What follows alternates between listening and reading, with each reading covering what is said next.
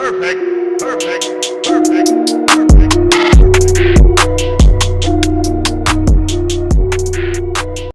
Hello, everybody. This is AndreJMcClendon, and welcome to the AndreJMcClendon Show. Now, everyone, this is going to be my first podcast for the weekly news wrap-up, and all I'm going to do is talk about some of the things that I've traded this week and some things that I've exposed you guys out to the market to see how you guys can take advantage of it. And basically go in what's going to happen next week, too. Cool? So, some big things that happened for me and for trading for our group was euro dollar. Man, from the beginning of the week, from the 7th to the 12th, 7th to the 11th, all good, all up until the euro dollar hit the 115.65 level and just went straight down. So I tell people like that when there's a lot of market influence when coming to the euro dollar pair, because this thing had an explosive move, especially off the resistance level off the 140, off the 1144.23 level, and just bounced off from there. I thought it was going to keep on going up, but it's pretty much back down to that support level again. So that's a really good pair that's mid-moving. So my favorite other pairs are commodities pairs like XAG USD and XAU USD, basically gold and silver. Those for the last couple of days have been basically at a top right now. They're building some strong resistance to go up, or going to be heading back down. But we shall see what happens with the dollar. Where is that going to be in play? And crude oil, same position at a resistance level. It's stalling, slowing down for the last couple of days. We'll see how next week is. I mean, it's RSI for the daily. It's not too bad. It's at 57, but it's not too bad. But once again, we'll see if we can make a pullback so we can take the long end, or it might just continue down as downtrend.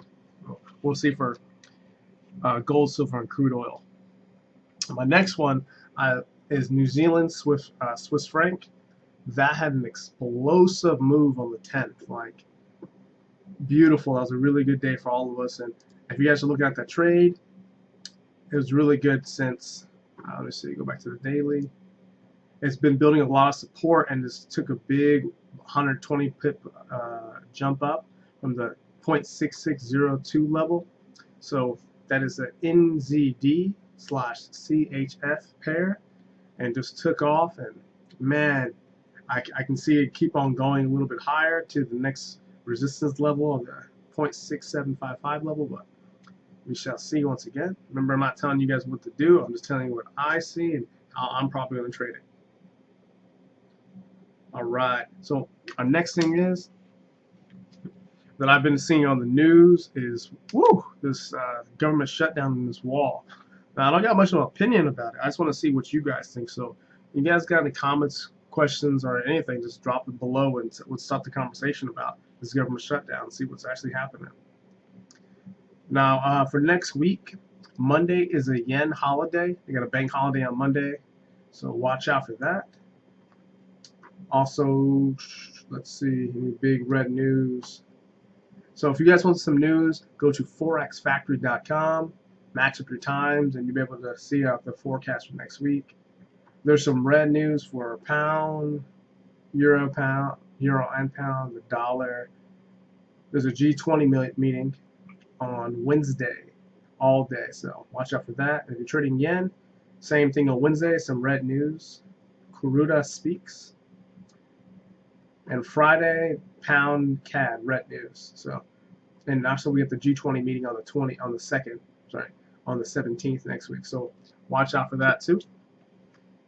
And some updates for you guys. So we're building the store for you guys. So if you want to look at some books or investment material you guys can get into to help build your business and trading skill, we'll have that ready for you guys soon.